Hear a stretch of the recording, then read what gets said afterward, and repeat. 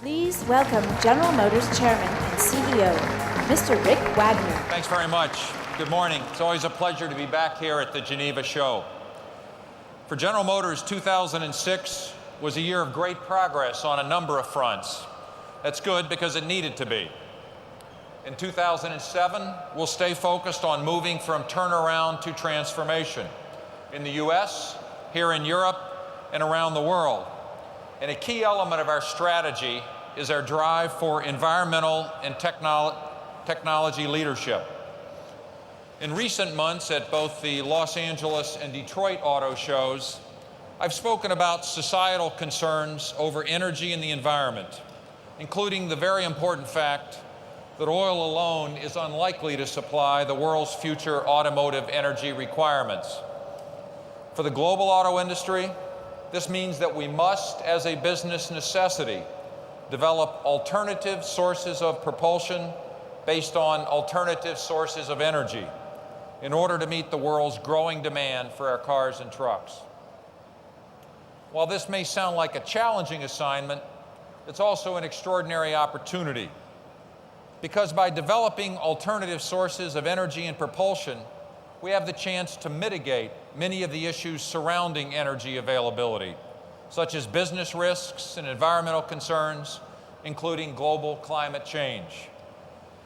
The key, as we see it at GM, is energy diversity. That is, being able to offer our customers vehicles that can be powered with many different sources of energy.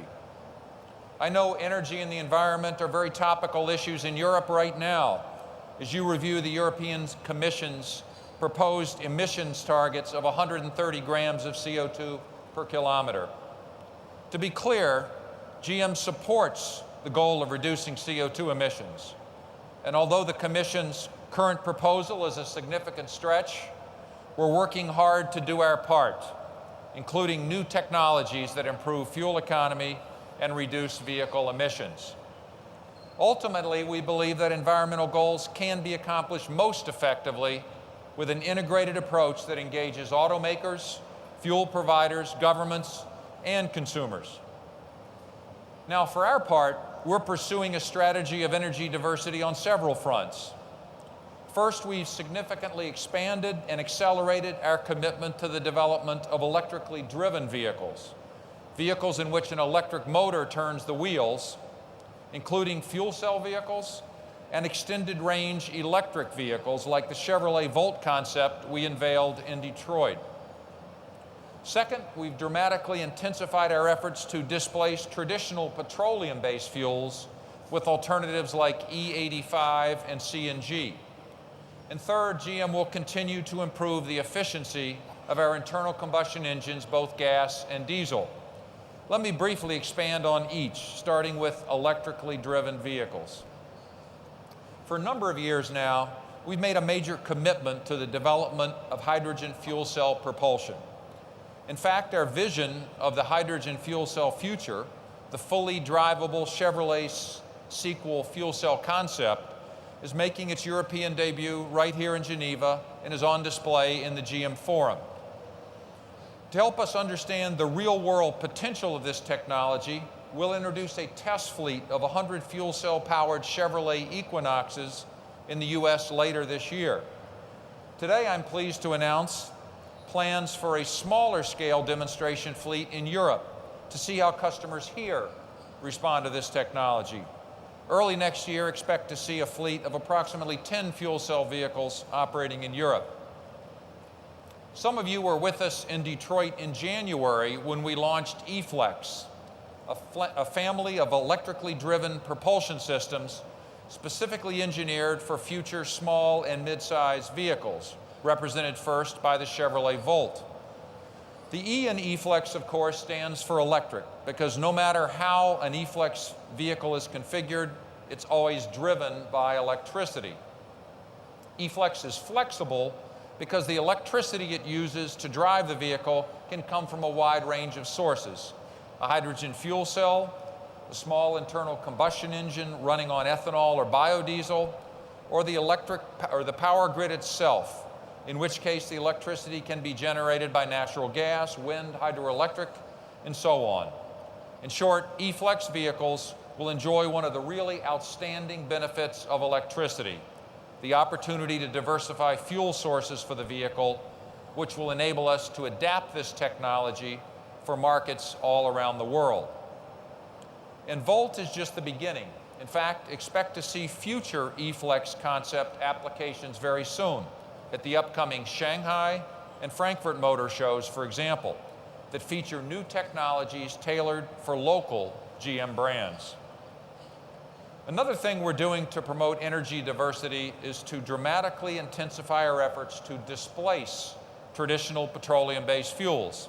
In the near term, and a point very relevant to the current CO2 discussion, we're working to reduce the consumption of petroleum-based fuels by displacing them with alternatives, such as biogas CNG-powered vehicles like the Safira, or with E85.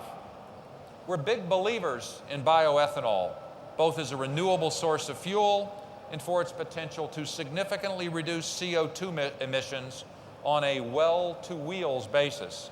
That is, from the start of fuel production to its end use empowering automobiles. In fact, with 10 European countries now offering this fuel and its increasing availability in the US, bioethanol has become the world's fastest growing alternative fuel. We look to the European Commission to help curate a strong policy framework to continue the development of the E85 infrastructure.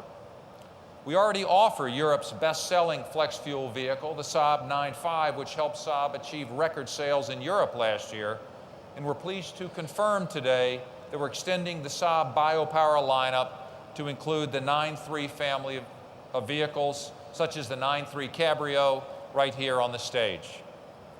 Customers can begin ordering 9.3 biopower vehicles immediately, with production slated to begin early next month.